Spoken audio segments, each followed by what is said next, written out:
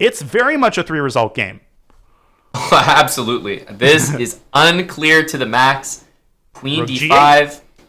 Rook f8. Rook takes e7. I would take and just take d6. It's bullet. Just get things off the board. That was winning him on because of the fork threat on g6. Instead, he puts piggies on the 7th, and this is still very difficult for Nakamura. Oh, that's a depressing move to play. Rook e8, sort of admitting that the tactics aren't working for black. But rook g7 is exquisite defensive play. The rook on e8 is now guarded by the queen. Well, what do you do? Everything is barely holding on. Unbelievable. Rook takes e7. There goes a minor piece. That's hanging. But is there rook takes g2? Oh my gosh. There's rook h7 there as a result. Hikaru there was again rook h7. Queen h6 threatened. Hikaru defends. The queen can shuttle, trampolining back and forth, threatening mates galore. Rook f7, trading rooks, winning. It for Hikaru Nakamura. I think he's now officially thinking of this as a must-win game. And it's interesting to me that he keeps repeating this weird bishop c4 line in the Sicilian. Now it makes sense, though, because at the very least, you're guaranteeing an unbalanced game.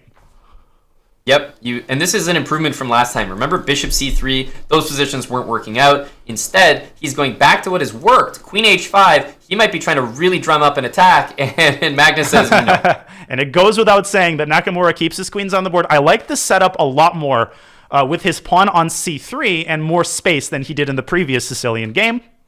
But Magnus, classic Sicilian maneuver, and now we have a more standard type of Scheveningen structure. Yeah, and there it is. h4. It needs to happen. We might see knight h2, rook d3, rook g3. I like it from Nakamura. He can turn it on when he needs a result. And look, the attacking games have worked for him against Magnus so far. Oh my goodness, pandemonium on the board. We keep seeing Magnus advance that d-pawn, but from a practical perspective, I think rook g3 is an excellent move. There's a lot of threats to deal with, and Aman, don't sleep on the c2 bishop. White could play e takes d5 and queen d3, and if the black king sidesteps to h8, I think that might be a huge issue. So he goes the other way.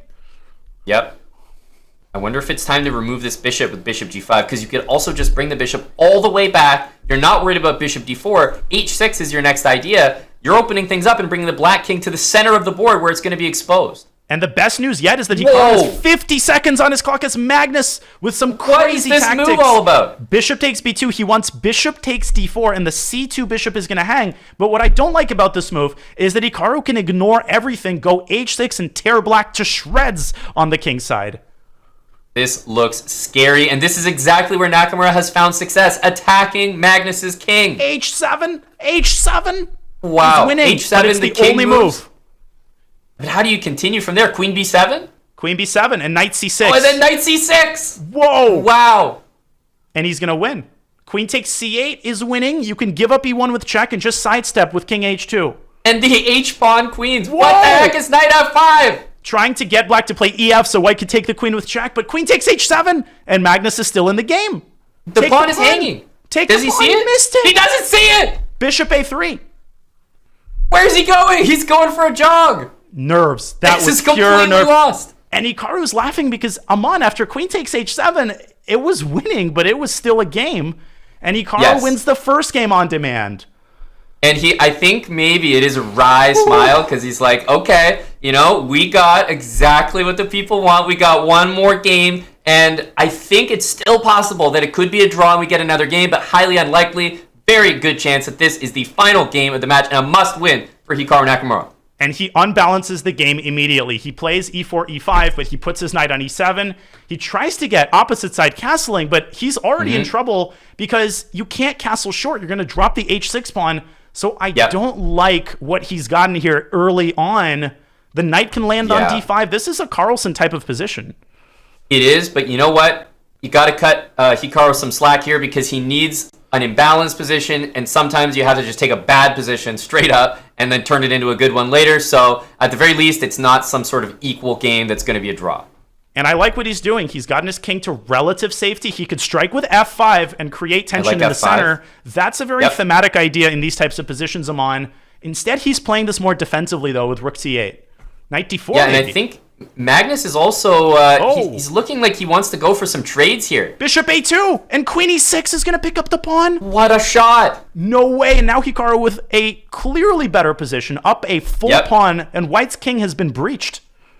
Yeah, and now with the time getting as low on the match clock, this is it, guys. This game needs to be a win for Hikaru, and he set himself up to do it. But he's got the hardest task still ahead of him, because if he goes for the queen trade, try winning that opposite colored bishop endgame against Magnus Carlsen. Hikaru says, out of the question. I'm keeping the kings on the board, but Magnus keeps improving his position. Whoa! H5. What a move! He wants rook a1 eventually. Yep. Oh, I thought he should have played f5 there. That would have been very interesting. But instead, he's just looking to simplify. Okay, a5, rook a1, b6. The pawns are going to go in dark squares. King is going to go to b7. What a move by Hikaru, shutting down white's rook, and Magnus has to bring everything back. I think the position is now getting worse. Yep, Hikaru's playing really well because the rooks were too advanced on the king side. Like, what are they doing, Magnus? Bring them back. And king b7, another amazing move. Nakamura says, hey, you want to attack down the a-file? No. I'm the boss down the a-file. Magnus doing everything he can to distract Nakamura. Here comes the queen. Here come the mate threats. No. Dire straits for Magnus. He's on the ropes. I don't even know what to recommend here. Queen c1, rook a2. It's insane. I can't find a move. Hikaru is doing it. He's got 15 seconds to find a move, and Magnus closes his eyes and goes all in. And oh my goodness, rook takes b6. Rook a2. He missed it. Oh my goodness, rook takes b6 again. Rook takes b6 and it's over. Rook takes b6. b6. All over. And he missed it. Oh my goodness, he still has something. Maybe rook c7 for a draw. Both rooks are sacrificed. Oh my goodness, might be winning, by the way, but he only needs a draw as the match clock expires and Hikaru is exasperated. Oh my gosh, Amon. Hikaru had forced mate. And it's a draw by agreement. And it's the match. He offers a draw, a gentleman's draw, and I mean, what a finish. It literally comes down to the last game, and look at the smile on even Hikaru's face. These guys are just two titans, two champions going at one another. You cannot script this any better. Before we do anything, before we even congratulate Magnus, we have to show that last chance for Hikaru because he had rook a1, which is such a difficult move to see. And this came after Magnus missed the first opportunity to sacrifice the rook. So this is later. Queen c2. Yeah. And if we could pull up the board here, rook ea8 is what lost the SCC final. Amon, take it away. What would have been the win?